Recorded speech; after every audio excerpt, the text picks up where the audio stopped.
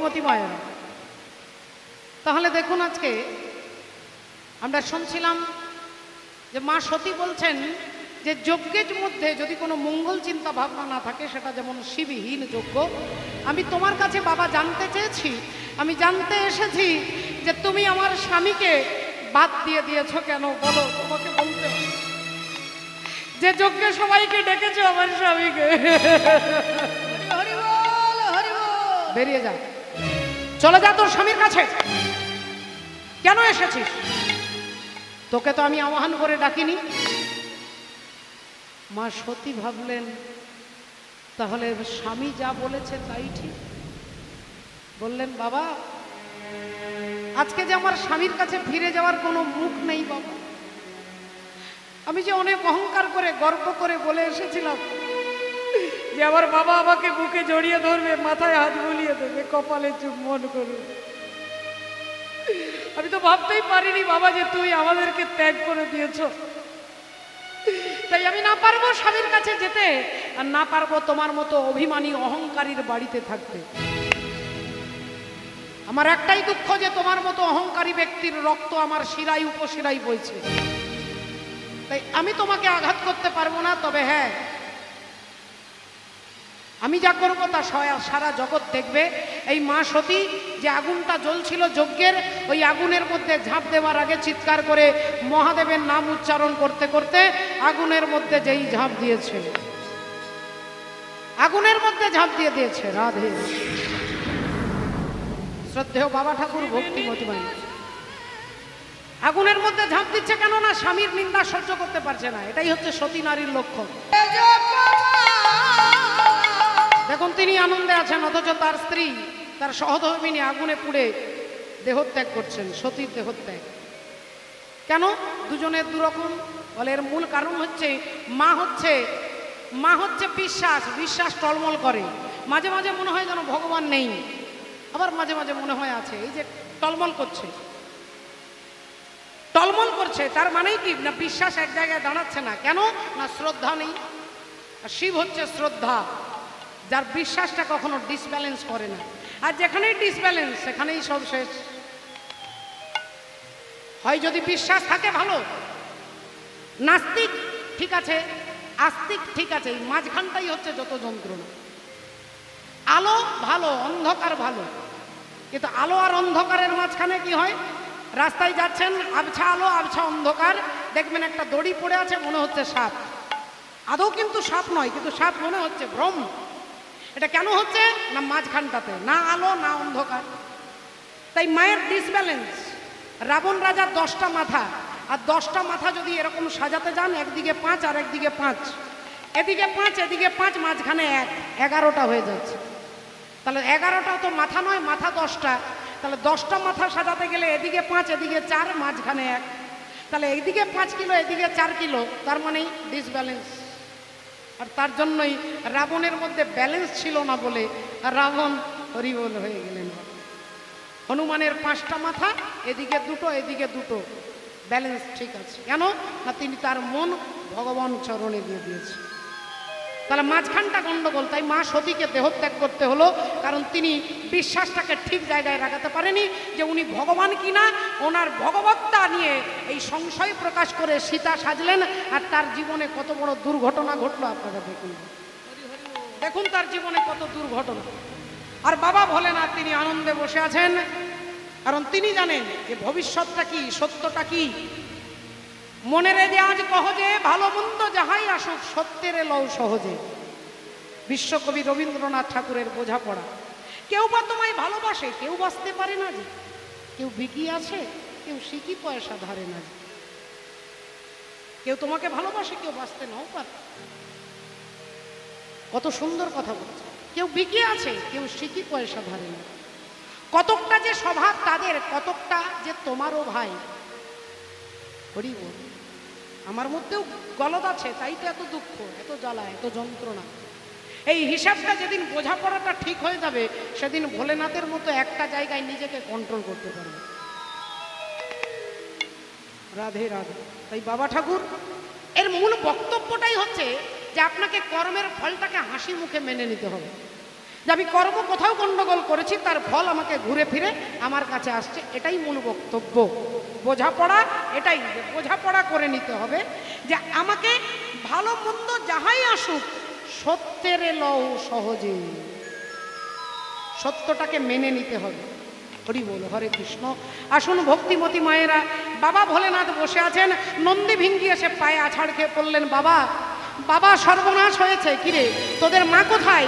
না বাবা, আপনার শ্বশুর মশাই আপনাকে গালিগালাজ করছিল, আর মা সহ্য করতে না পেরে আগুনের মধ্যে ঝাঁপ দিয়েছে বাবা। ভোলেনাথ সঙ্গে সঙ্গে উঠে দাঁড়িয়ে মাথা থেকে একটা জটা ছিঁড়ে আর মাটিতে আছাড় দিয়ে ফেলে, আর যেই ফেলেছে অমনি একটা অসুর সৃষ্টি হয়েছে যার নাম বীরভদ্র। বীরভদ্র হাত জোড় করে দাঁড়িয়ে বললেন, বলুন বাবা আমি কি করব? বলে তোমার কাজ হচ্ছে অহংকারী অভিমানী দক্ষ রাজার যজ্ঞটাকে পণ্ড করে দেওয়া, যজ্ঞটাকে নিষ্ফল করে দাও, যাও। বীরভদ্র বাবাকে প্রণাম করে ছুটছেন, আগে যাই বীরভদ্র পিছে ভূতগণ,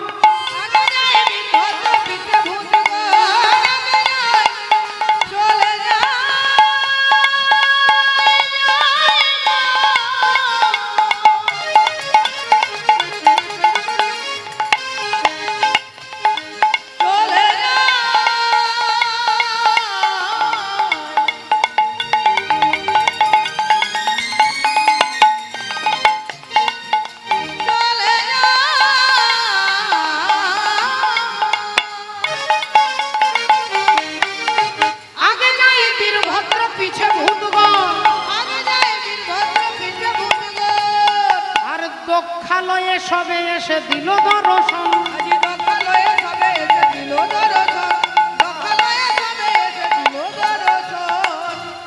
অনুষ্ঠানে প্রবেশ করে ভূত প্রেত সমস্ত প্যান্ডেলগুলো ভাঙতে লাগলো।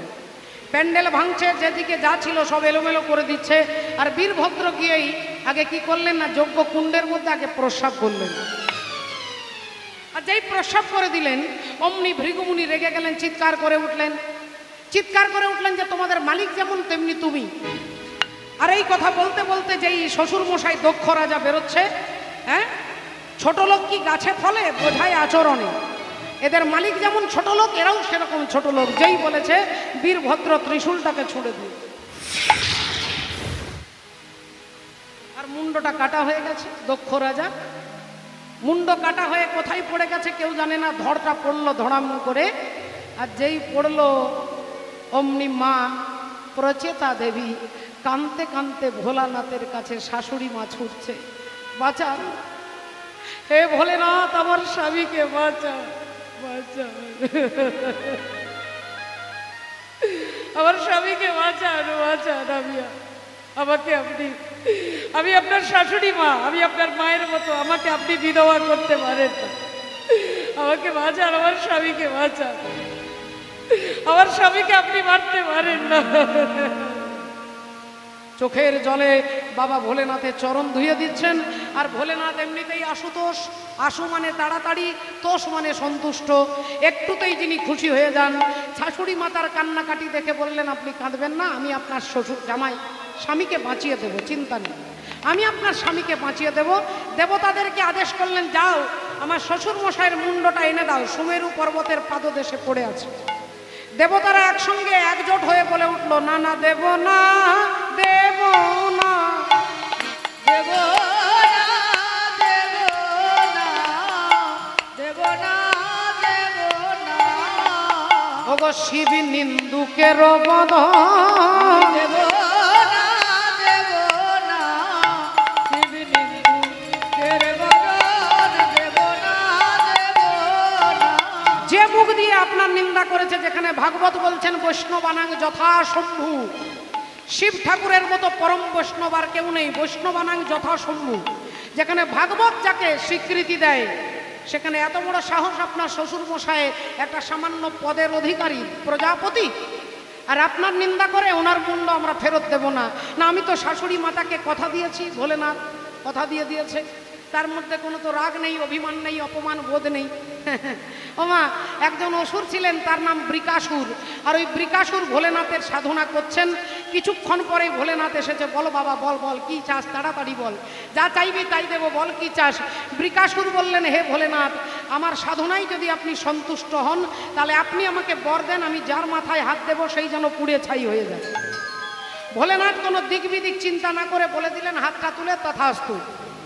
আর তথাস্তু বলে যেই ভোলেনাথ চলে যাবে, বৃকাসুর বলল, দাঁড়াও ঠাকুর, তোমার আশীর্বাদের ঠিক না ভুল এটা টেস্ট করে দেখতে গেলে তোমার মাথায় হাত দিয়ে দেখবে। ভোলেনাথ দেখলেন মহাবিপদে পড়েছি, এবার এ তো আমার মাথায় হাত দিলে আমি পুড়ে ছাই হয়ে যাব, আমি তথাস্তু বলে দিয়েছি, এবার কে আমাকে বাঁচাবে, বাঁচাও বাঁচাও বলে ছুটছে। ব্রহ্মা আড়াল থেকে বলছে, আপনাকে বাঁচাতাম, কিন্তু আপনি যেমন মাওবাদীর পাল্লায় পড়েছেন আমাকেও পড়তে হবে না, তাহলে কে বাঁচাবে? না, এক কাজ করুন, আপনি হরিকে ডাকুন। আর যেই ভোলেনাথ হরিকে ডাকছেন, অমনি পরমাত্মা শ্রী হরি এটি ব্রাহ্মণ সেজে হাতে কমণ্ডল নিয়ে ওই রাস্তা দিয়ে আসছে। আর ভোলেনাথ এদিক থেকে আসছে, চোখে চোখে ইশারা করছে, তুমি আমার পেছনে দাঁড়িয়ে যাও। ভোলেনাথ হরির পিছনে গিয়ে দাঁড়িয়ে গেছে। ভগবান হরি ব্রাহ্মণ সেজে বৃকাসুরকে বলছে, কি ব্যাপার, কি হচ্ছে, এত ছুটাছুটি হচ্ছে কেন? বৃকাসুর বলছে, ব্রাহ্মণ দেবতা আপনি সরে যান, আমি ওনার মাথায় হাত দেব। কেননা উনি আমাকে বর দিয়েছে, যার মাথায় হাত দেবো সেই নাকি পুড়ে ছাই হয়ে যাবে। তো ভগবান হরি বললেন, এর জন্য এত ছোটাছুটির তো দরকার নেই, আপনি এত ছোটাছুটি করছেন কেন, আপনাকে গ্লুকন্ডি খেতে হবে। এক কাজ করুন না, এত তো কায়দা করার দরকার নেই, নিজের মাথায় হাত দিয়ে দেখুন না। বৃকাসুর বললেন, আপনি কি আমাকে বোকা পেয়েছেন নাকি? আমিও কমপ্লেন খাই, আমারও বুদ্ধি কম নেই। হ্যাঁ, আমার বুদ্ধি কম নেই, আমি নিজের মাথায় হাত দেবার, যদি পুড়ে ছাই হয়ে যায়। ভগবান বললেন, তাহলে এক কাজ করুন, পুড়ে ছাই হইতে গেলে তো আগুন লাগবে, শরীরে গরম লাগবে, তা আপনি এক কাজ করুন, আপনার হাতটা মাথার ওপরে দিয়ে দেখুন, হাতটা মাথার ওপরে রাখুন, যদি মাথাটা গরম লাগে তাহলে জানবেন আশীর্বাদ 100% ঠিক আছে, আর যদি গরম না লাগবেন তাহলে জানবেন এর আশীর্বাদের কোনো দাম নেই। বৃকাসুর বললেন, আইডিয়া খারাপ নয়, ভালো।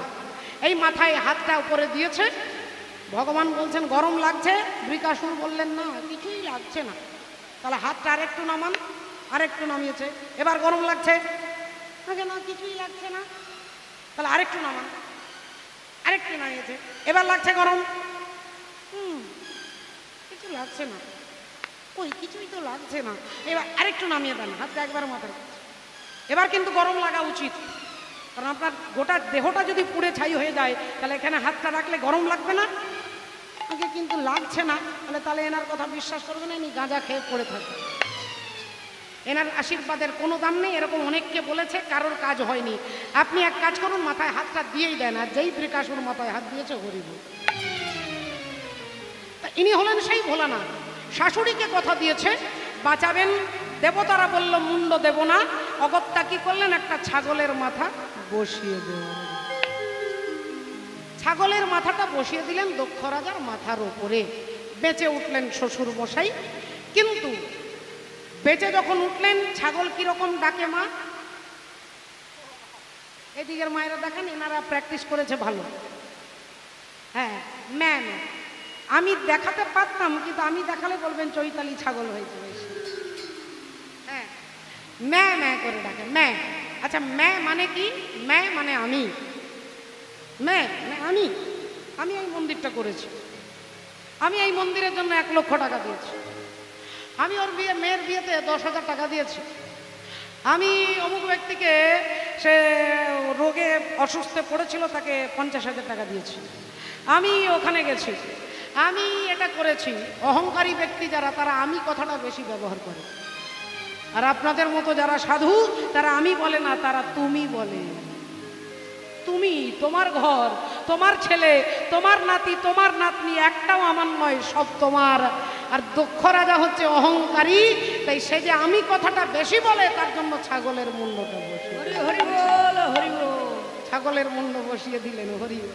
দক্ষ রাজা নিজের ভুল বুঝতে পেরে পায়ে পড়ে ক্ষমা ভিক্ষা চেয়ে চলে গেলেন, হরি বল, জয় রাধে।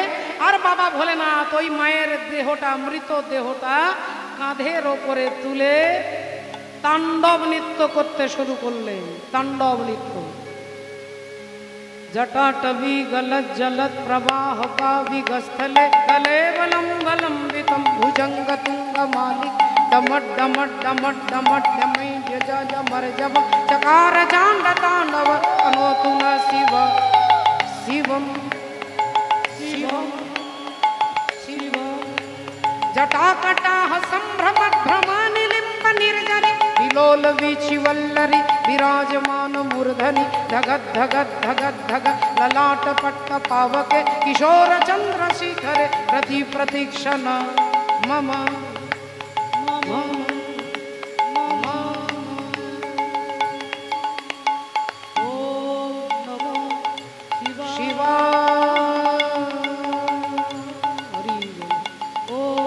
দেবতারা ভয় পেয়ে গেছে। তাণ্ডব নৃত্য দেখে ভগবান বিষ্ণুর কাছে শরণাপন্ন হয়েছে, ঠাকুর তুমি বাঁচাও, এভাবে নৃত্য করলে যে ভূমিকম্প হয়ে যাবে।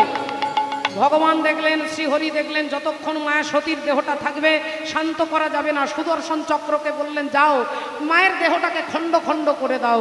সুদর্শন চক্রের দ্বারা মায়ের দেহটা খণ্ড খণ্ড করে দিলেন। আর সেই 51টা টুকরো করলেন, 51 জায়গায় পড়লো। কোথা থেকে কোথায়? আসাম কামরূপ কামাখ্যা থেকে কন্যাকুমারী পর্যন্ত এই 51টা জায়গায় মায়ের দেহটা পড়েছিল বলে 51 সতীপীঠ সৃষ্টি হলো। বাবা ভোলেনাথ শান্ত হয়ে ত্রিশূলটা মাটিতে গেঁথে 87,000 বছরের জন্য সমাধিস্থ হয়ে গেলেন হরি নামের দ্বারা। হরি বল রে, হরি বল রে, হরি বল রে, বল রে হরি বল রে, হরি হরি বল রে, হরি বল রে, বল রে বল রে, হরি বল রে, হরি বল রে, হরি বল রে, বল রে বল রে, হরি বল রে, হরি বল রে, হরি বল রে, বল রে বল রে, হরি বল রে, হরি বল, হরি বল, হরি বল ভাই, হরি বল, হরি বল, হরি বল ভাই, হরি বল, হরি বল, হরি বল ভাই। হরি নামে বিনা জীবের আর গতি নাই, হরি নামে বিনা জীবের আর গতি নাই। হরি বল রে, হরি বল রে, বল রে বল রে, হরি বল রে, হরি বল রে, হরি বল রে, বল রে বল রে, হরি বল রে, হরি বল রে, হরি বল রে, বল রে বল রে, রাধে রে। শ্রদ্ধেয় বাবা ঠাকুর, ভক্তিমতী মায়েরা, এদিকে ভোলেনাথ শান্ত হয়ে গেলেন, 87,000 বছর সমাধিতে বসে গেলেন। কিন্তু এদিকে এক অসুরের প্রাদুর্ভাব হলো, যার নাম হচ্ছে সম্বরাসুর। স্বর্গমর্ত পাতাল সমস্ত দেবতা ভক্তদেরকে বিতাড়িত হরিবোল করছে, কষ্ট দিচ্ছেন। কিন্তু তাকে বর দেওয়া আছে, তিনি কার হাতে মরবে না, তিনি শিব ঠাকুরের ছেলে কার্তিকের হাতে মারা যাবে। কিন্তু শিব ঠাকুর তো সমাধিতে বসে আছে, এবার তার বিবাহ হবে, তারপরে কার্তিক বড় হয়ে তাকে মারবে। দেবতারা ভয় পেয়ে গিয়ে ভগবানের কাছে এসেছেন। ভগবান হরি এসে শিব ঠাকুরের কাছে দাঁড়িয়েছেন। আর যেই দাঁড়িয়েছেন অমনি ভোলেনাথ প্রণাম করে বলছেন, বলুন ঠাকুর, বলুন হে প্রভু, আমার প্রতি আপনার কি আদেশ? ভগবান বললেন, হে মহাদেব তুমি বিবাহ করো। বলেন, বিবাহ তো আমি করতে পারবো না প্রভু, কারণ আমি সতী ছাড়া আর কাউকে স্ত্রীর মর্যাদা দিতে পারবো না। ভগবান বললেন, মহাদেব ওই সতী যখন দেহত্যাগ করেছিল তখন মৃত্যুর আগে তোমার নাম উচ্চারণ করতে করতে দেহত্যাগ করেছিল, তাই ওই সতী আবার জন্মগ্রহণ করেছে, হিমালয় রাজার কন্যা হয়ে পার্বতী রূপে জন্মগ্রহণ করেছে, তাই তোমাকে পার্বতীকে বিবাহ করতে হবে। ভোলেনাথ বললেন, তাহলে আমি রাজি আছি, পার্বতীকে বিয়ে করতে আমি রাজি আছি। এখন দেবতারা সবাই দেবর্ষি নারদকে পাঠাচ্ছেন হিমালয় রাজার কাছে।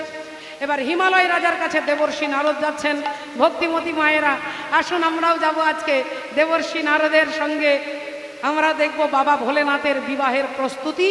রাধে রাধে। তাই চলুন, যাচ্ছেন আজকে দেবর্ষি নারদ নাম গান গাইতে গাইতে। আরে কালী কমলি वाला मेरा यार है, मेरे मन का मोहन तू दिलदार है, ओ काली कमली उलूध्वनि।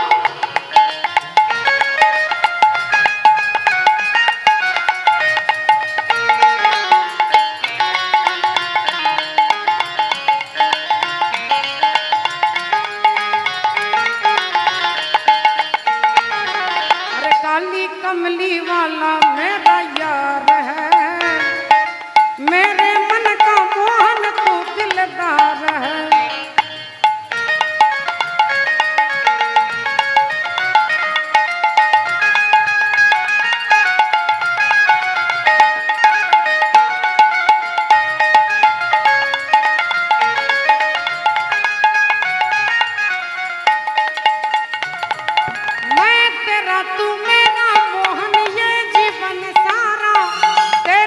पहलों से छोड़ दी मैंने अब तो ये सारा।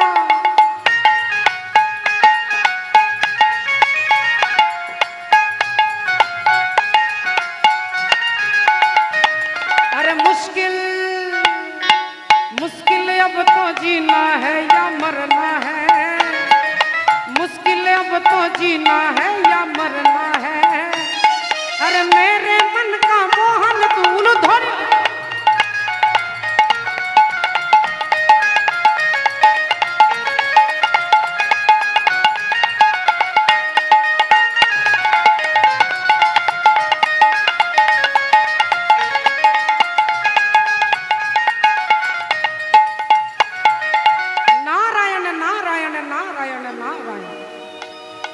हिमालय राजार दिके ताकिए बोललेन कि ব্যাপার আপনার মুখটা দেখে মনে হচ্ছে আপনি খুব চিন্তিত।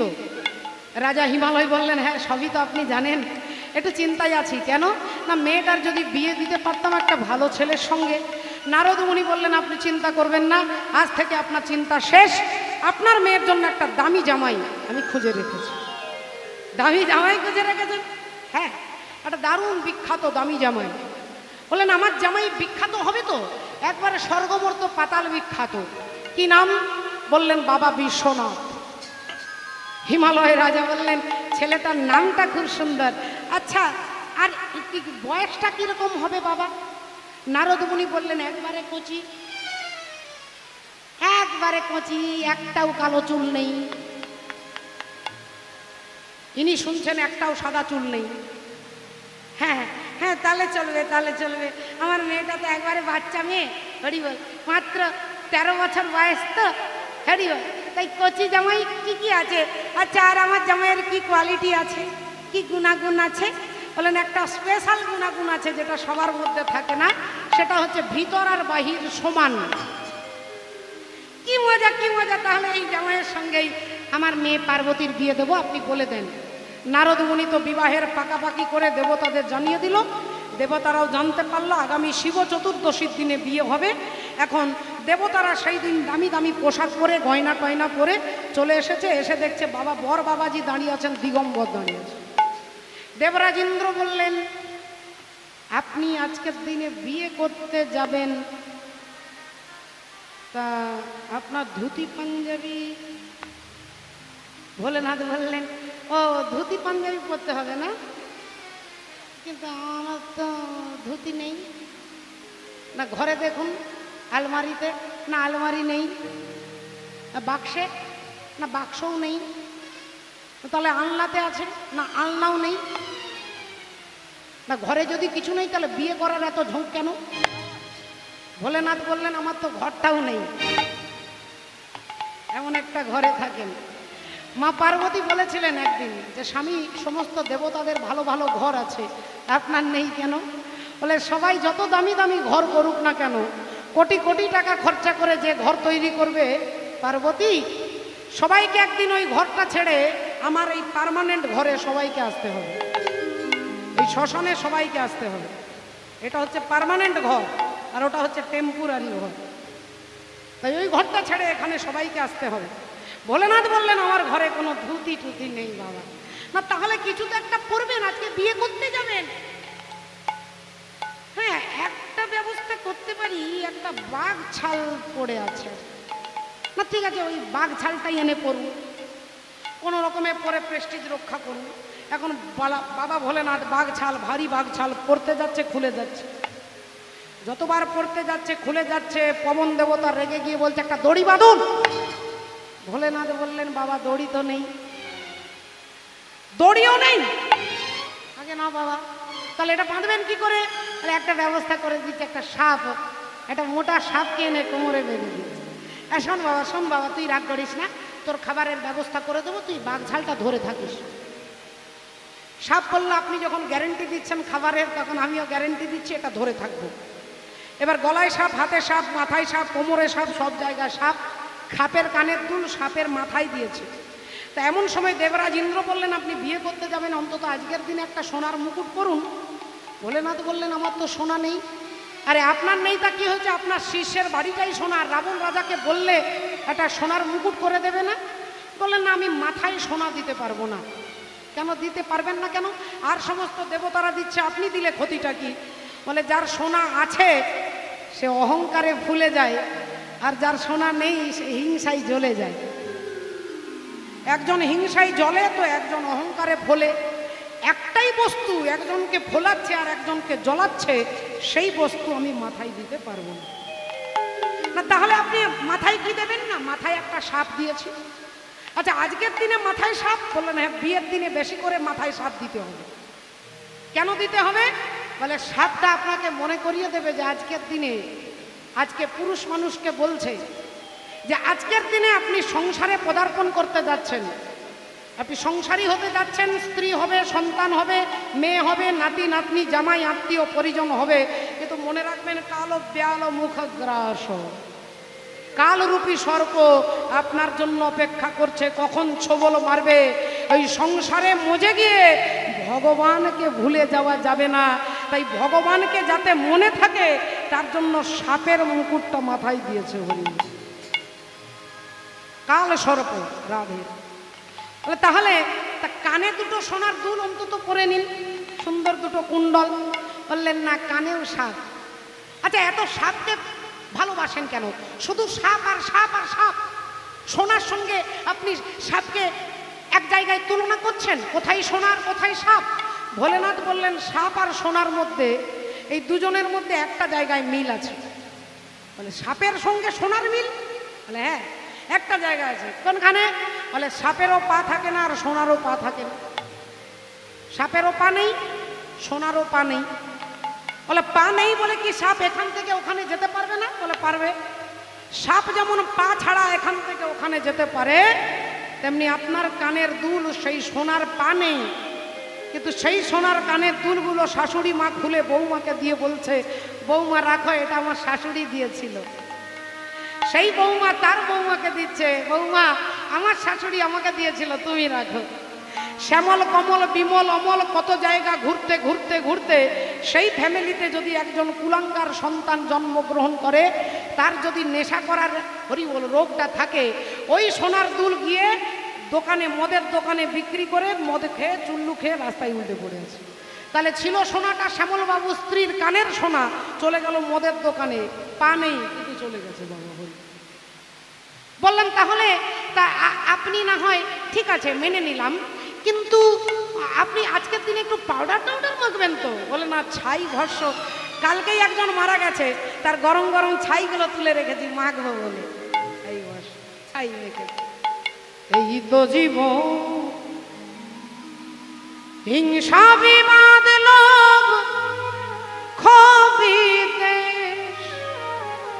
চিতাতেই সব শেষ হয়, চিতাতেই সব শেষ। এই তো জীবন।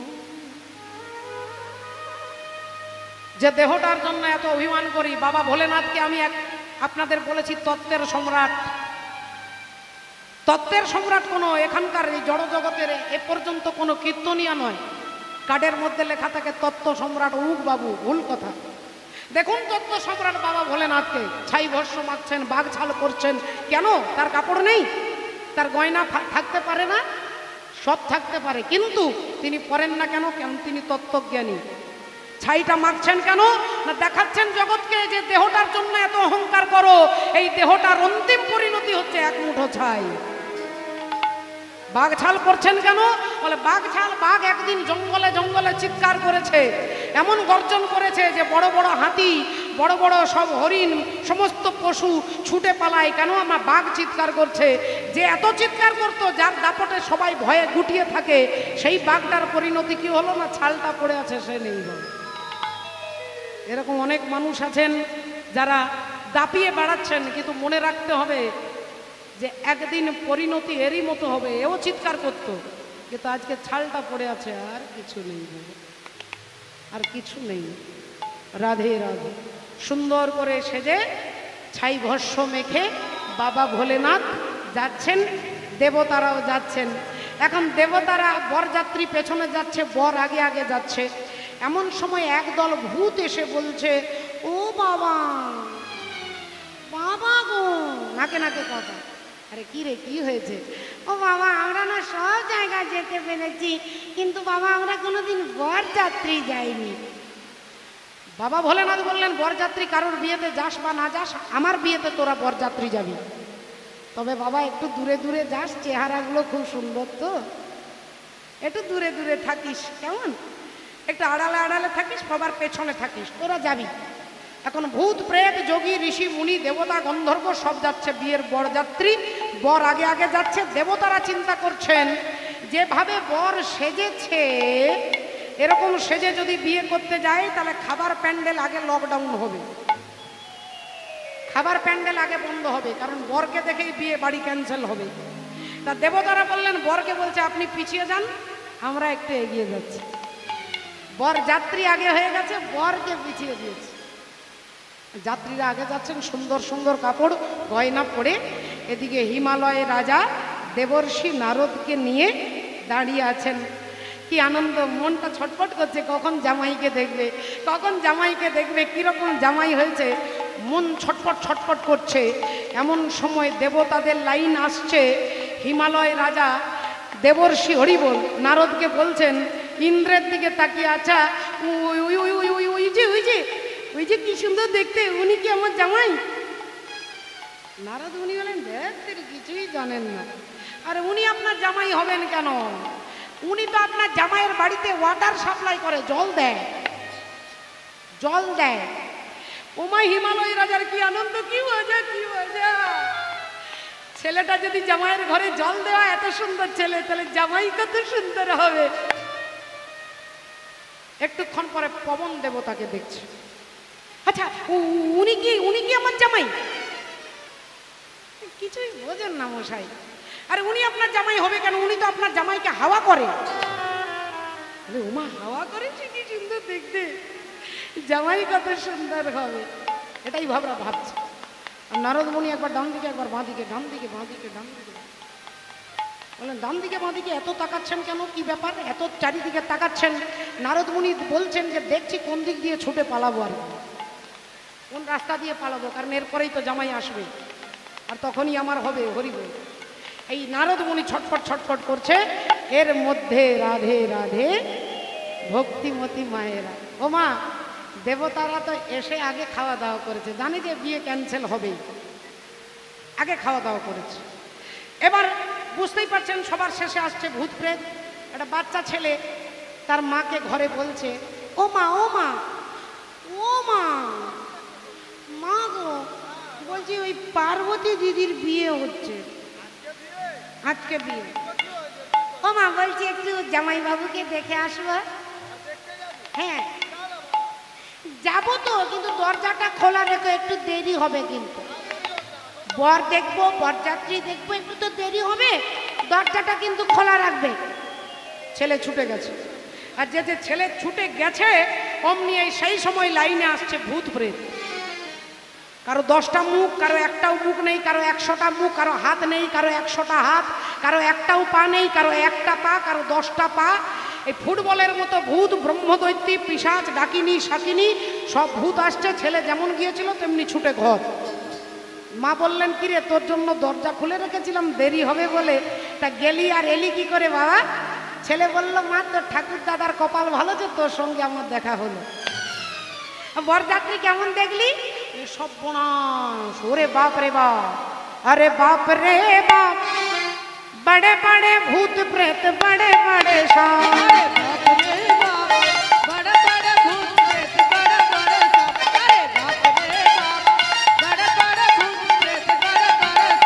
अरे बाप रे बाप, बड़े बड़े भूत प्रेत, बड़े बड़े सांप, अरे बाप रे बाप, बड़े बड़े भूत प्रेत, बड़े बड़े सांप, अरे बाप रे बाप, बड़े बड़े भूत प्रेत, बड़े बड़े सांप। कोई उनके हाथ है, कोई उनके नहीं,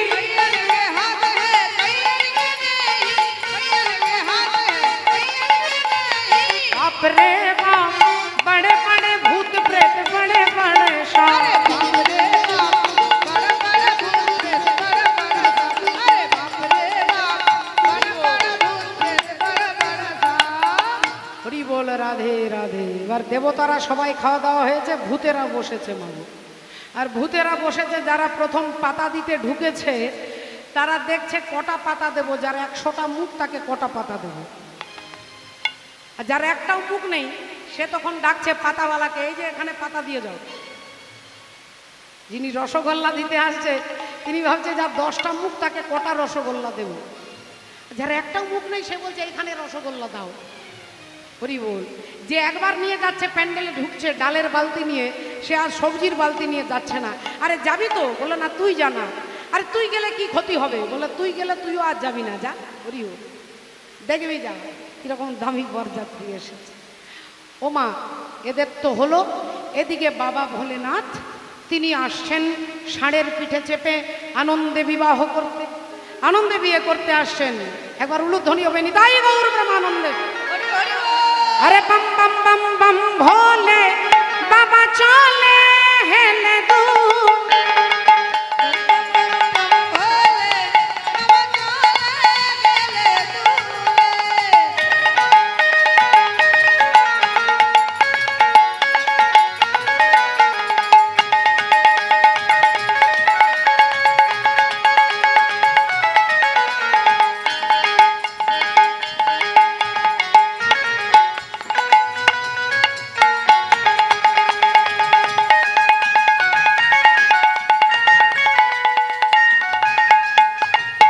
bum bum bum bum bum bum bum bum bum bum bum bum bum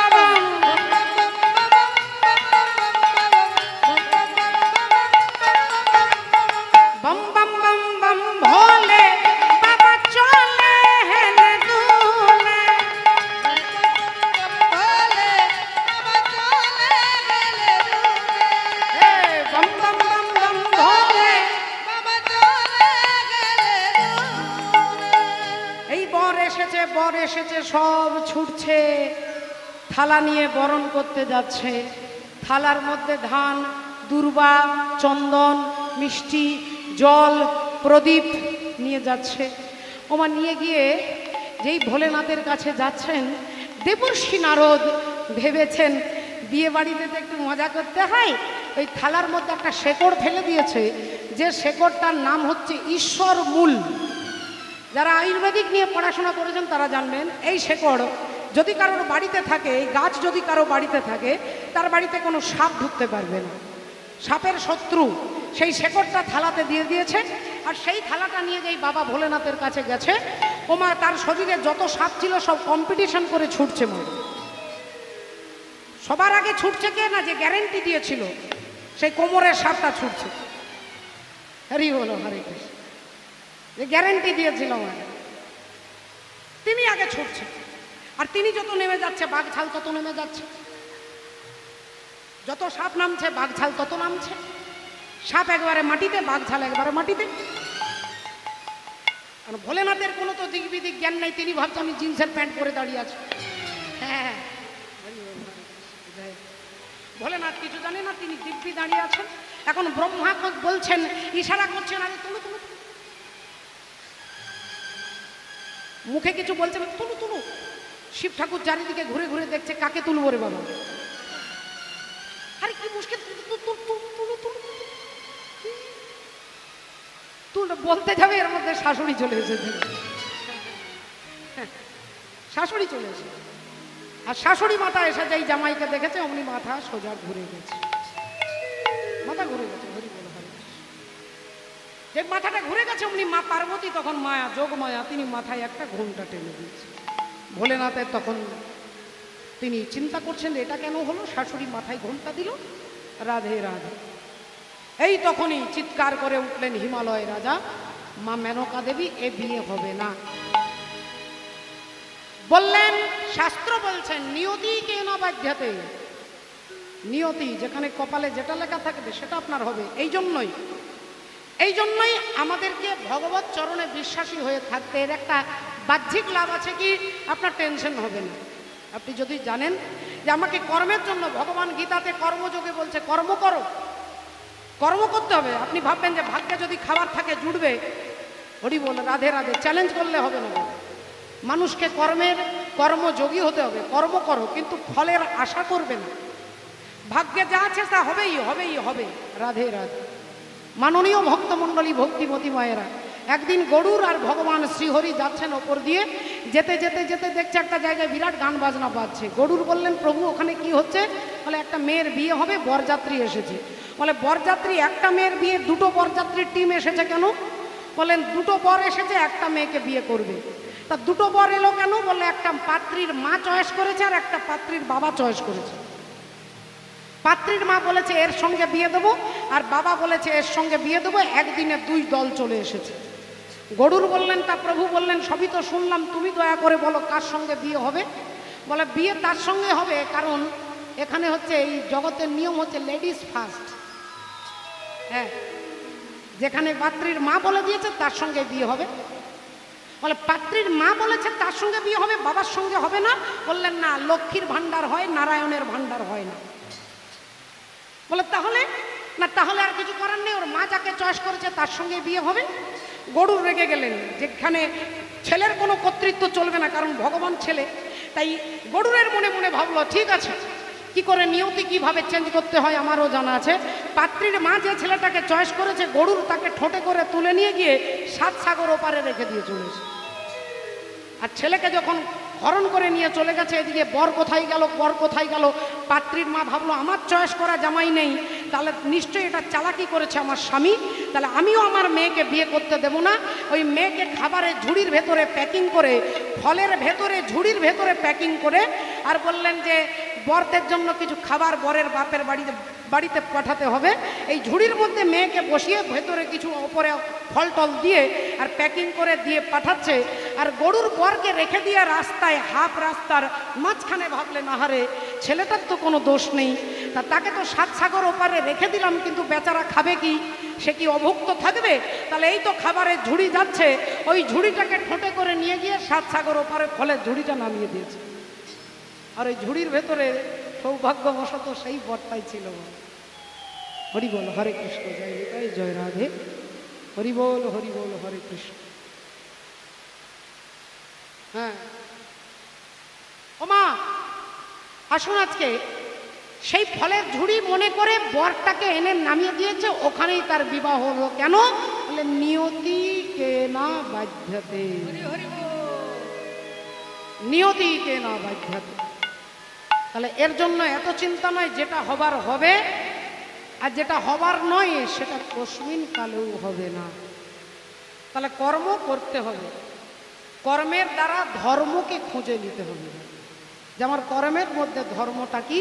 ভোলেনাথকে দেখে মা মেনকা দেবী, হিমালয় রাজা বললেন এ বিয়ে হবে না, এই রকম জামাইয়ের সঙ্গে আমরা আমাদের মেয়ের বিবাহ দেব না। আর মা পার্বতী তিনি তো মনে প্রাণে ভোলেনাথকে ছাড়া আর কিছু জানে না। আমার হিয়ার মাঝে লুকিয়েছিলে, দেখতে আমি পাইলে তোমায়, দেখতে আমি পাইলে। আমার হিয়ার মাঝে লুকিয়েছিলে, দেখতে আমি পাইলে তোমায়, দেখতে আমি পাইলে। বাহির পানে চোখ মেলেছি, বাহির পানে আমার হৃদয় পানে চাইলে, আমার হিয়ার মাঝে লুকিয়েছি, দেখতে আমি পাইনে তোমায়, দেখতে আমি পাইনে। আমার সকল ভালোবাসা, সকল আঘাত, সকল আশায় তুমি ছিলে, আমি তোমার কাছে যাইলে, আমার হিয়ার মাঝে লুকিয়েছিলে, দেখতে আমি পাইনে তোমায়, দেখতে আমি পাইনে। আমার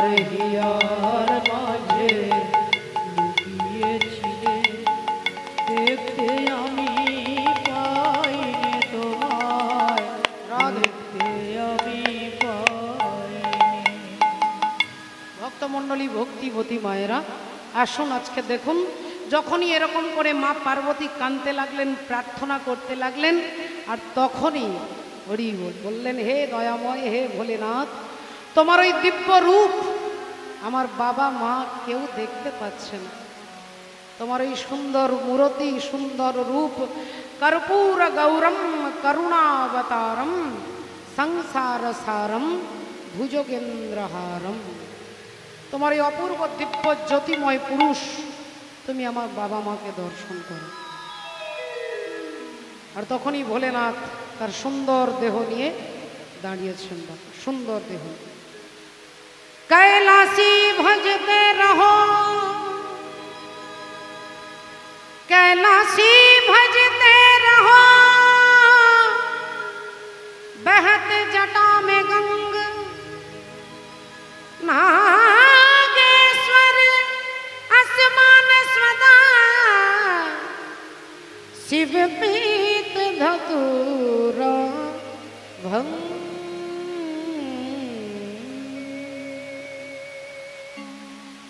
तू करीब है भक्तों के, ये नसीब है भक्तों के, शंकरा भोलेनाथ मेरे शंकरा भोलेनाथ मेरे शंकरा भोलेनाथ मेरे मेरे मेरे शंकरा भोलेनाथ।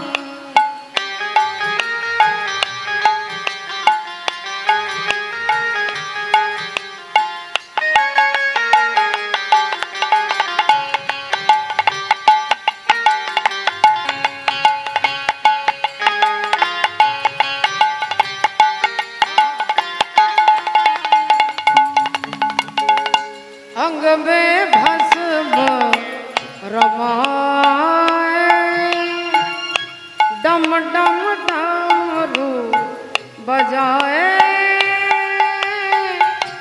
अंग में भस्म रमाए, डम डम डमरू बजाए,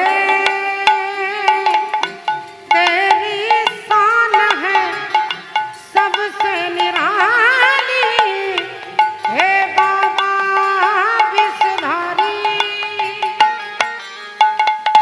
मस्ती में नगरी झूमे, मस्ती जो दी है तूने, तेरी कृपा से संसार सारा मेरे शंकरा भोलेनाथ मेरे मेरे मेरे शंकरा भोलेनाथ।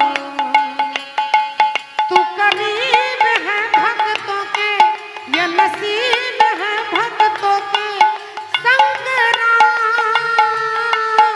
भोलेनाथ मेरे शंकरा भोलेनाथ।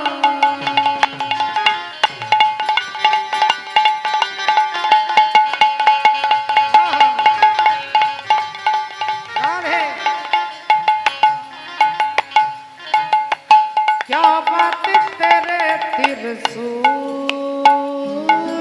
की,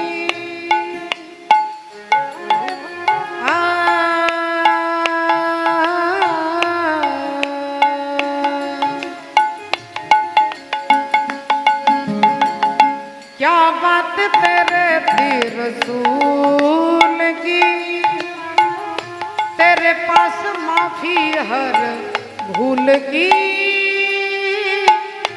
तेरी कृपा से बहते हैं गंगा हे बाबा विषधारी।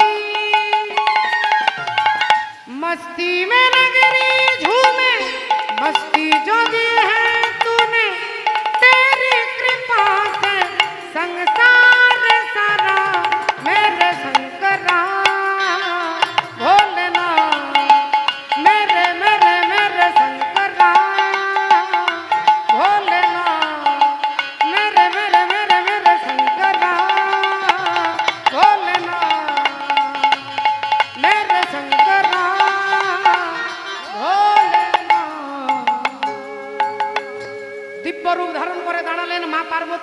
আবার গলায় মালাটা পরিয়ে দিলেন। সবাই মিলে একবার বলবো, আজ মিলিল হরের বামে নবীনা কিশোরী, বামে নবীনা কিশোরী, হরি বল রাধে, নবীনা কিশোরী, ও জয় রাধে রাধা গোবিন্দ জয়, রাধে রাধা গোবিন্দ জয়, রাধে রাধা গোবিন্দ জয়, রাধে রাধা নিতাই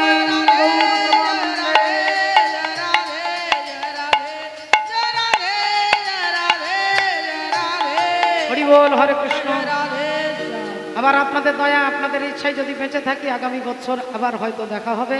আজকের মতো এই বছরের মতো আপনাদের চরণে প্রণয়, আমার কোটি কোটি দণ্ডবোধ প্রণাম। হরে কৃষ্ণ, জয় রাধে, জয় রাধে। এরপরে ভাগবতীয় কথা সাধন করবেন।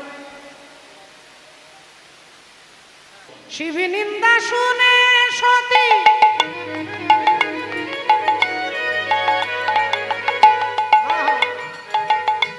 সহিতে নারী না, শিবী নিন্দা শুনে সতী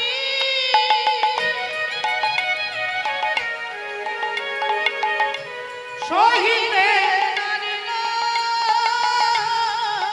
যজ্ঞ কুণ্ডে গিয়ে মাতা আগুনে ঝাঁপ দিল। আজ যজ্ঞকুণ্ডে গিয়ে মাতা আগুনে ঝাঁপ দিল, যজ্ঞকুণ্ডে গিয়ে মাতা আগুনে ঝাঁপ দিল। আর যেই আগুনের মধ্যে ঝাঁপ দিয়েছেন, মৃত্যুর আগে বাবা ভোলেনাথের নাম করতে করতে আগুনে ঝাঁপ দিলেন।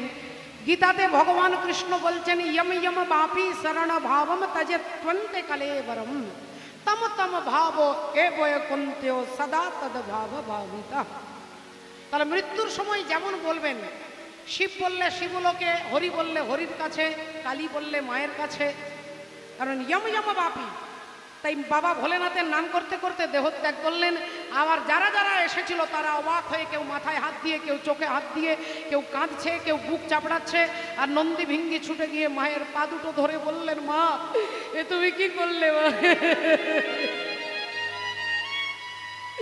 এ তুমি কি করলে মা গো, আমাদেরকে সারা জীবনের মতো তুমি ছেড়ে চলে গেলে। একবারের জন্য ভেবে দেখলে না যে আমাদের কি হবে? একবারের জন্য কানতে কানতে বাবা ভোলেনাথের কাছে যাচ্ছে, ছুটতে ছুটতে। আর বাবা ভোলেনাথ সদা প্রসন্ন, ত্রিশূলটা মাটিতে গেঁথে কৈলাসের ওপরে বসে আছেন। আজ কৈলাস পর্বতে অতি আনন্দেতে, কৈলাস পর্বতে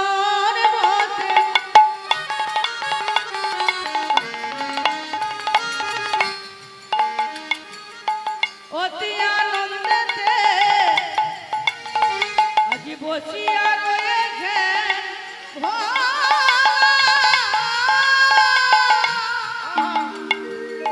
ভোলার মুখে রাম নাম আর জপে অবিরাম, ওগো করে জপে জপ মালা, মুখে রাম নাম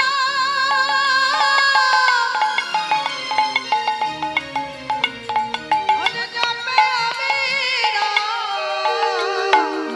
করে জপে জপ ভোলার মুখে রাম নাম জপে অবিরাম, করে জপে জপ